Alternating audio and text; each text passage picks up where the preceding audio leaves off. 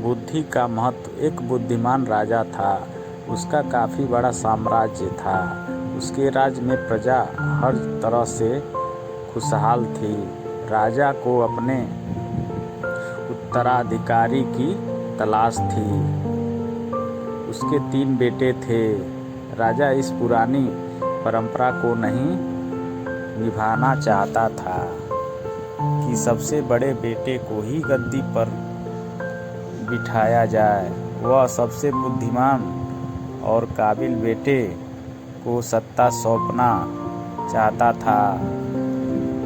इसलिए राजा ने उत्तराधिकारी के लिए तीनों की परीक्षा लेने का फैसला किया।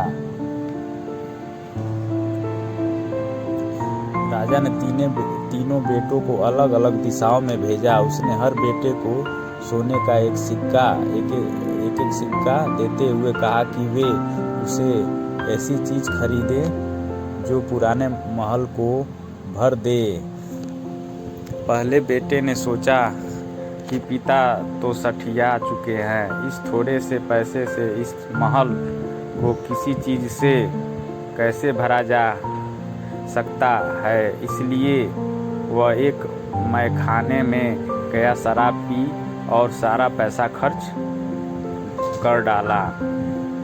राजा के दूसरे बेटे ने इससे भी आगे सोचा। वह इस नतीजे पर पहुंचा कि शहर में सबसे सस्ता तो कूड़ा कचरा ही है।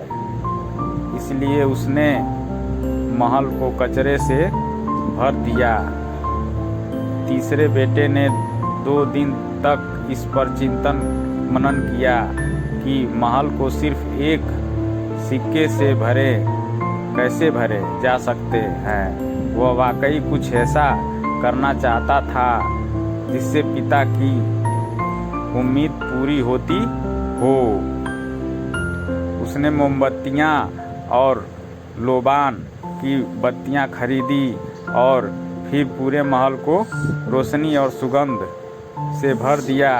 इस तीसरे बेटे की बुद्धिमानी से खुश होकर राजा ने उसे अपना उत्तराधिकारी बनाया।